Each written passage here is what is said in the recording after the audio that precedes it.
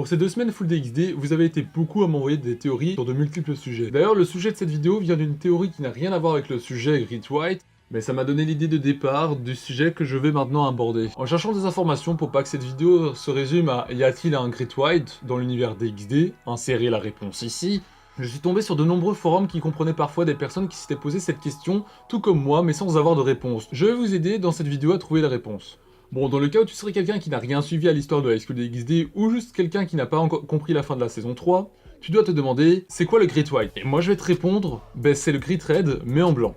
Puis s'en suivra un moment gênant que j'aimerais ne jamais avoir vécu. Donc je vais t'expliquer ce que tu dois savoir pour comprendre cette vidéo. Déjà, c'est quoi le Great Red? Le Great Red, ou Grand Rouge en français, c'est un dragon plus connu comme le dragon de l'Apocalypse, ou encore l'Empereur Dieu Dragon Rouge. Si t'as toujours pas compris, c'est le gros dragon que tu vois dans la fin de la saison 3 de DxD.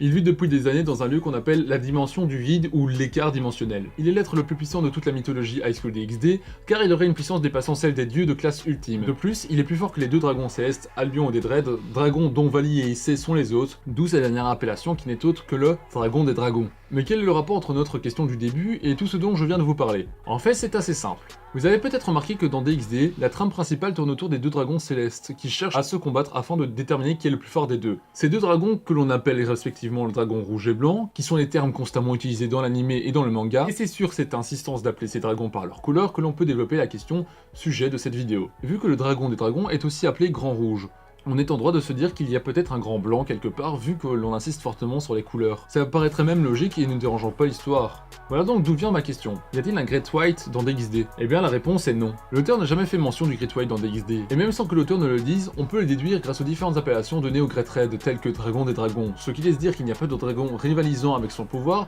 qui, à lui tout seul, fait comprendre que c'est le dragon qui gouverne tous les autres. Cette vidéo n'est pas une théorie, je tiens à le préciser pour cette fin de vidéo, et d'ailleurs j'y ai fait un gros travail de recherche. Si vous voulez connaître mes sources, je vous invite à les voir dans la description. Sur ce, je vous remercie d'avoir regardé cette vidéo, je vous invite à laisser un commentaire pour me donner votre avis sur le sujet, même si ici il n'y a pas vraiment à débattre sur le sujet. Bye bye les gens.